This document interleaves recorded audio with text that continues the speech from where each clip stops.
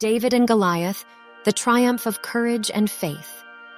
Once upon a time in the ancient land of Israel, there lived a young shepherd boy named David.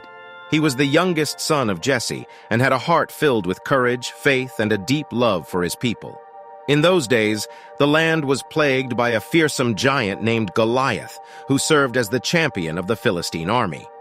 Goliath was a giant of a man, towering over everyone at almost 10 feet tall. He was clad in heavy armor, carrying a massive spear and shield. His mere presence struck fear into the hearts of the Israelites, and day after day he challenged them to send forth a warrior who could defeat him in single combat. The Israelite soldiers, intimidated by Goliath's size and strength, cowered in fear and dared not face him.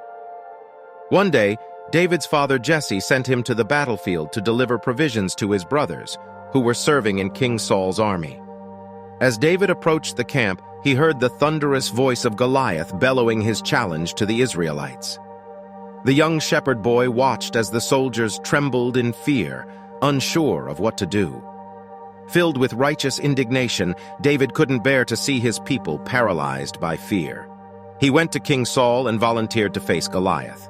Though skeptical at first, Saul eventually agreed, seeing the fire in David's eyes and the unwavering belief in his voice. However, Saul insisted that David wear his own armor for protection. David tried to put it on, but found it far too heavy and cumbersome for his small frame. Recognizing that he had to fight in his own way, David decided to rely on what he knew best, his slingshot.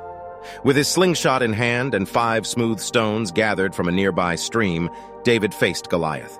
As Goliath sneered and mocked the young shepherd, David remained steadfast in his faith, trusting in the power of God to guide him.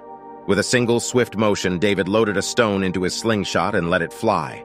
The stone whizzed through the air, finding its mark and striking Goliath right between the eyes. The giant stumbled, his knees buckling beneath him, and he fell face first to the ground. The Israelite army erupted in cheers, their fear transformed into hope and jubilation. David rushed toward Goliath, seizing the giant's own sword, and with a single stroke, he beheaded the fallen warrior. The Philistines, witnessing their champion's defeat, fled in terror, pursued by the triumphant Israelites.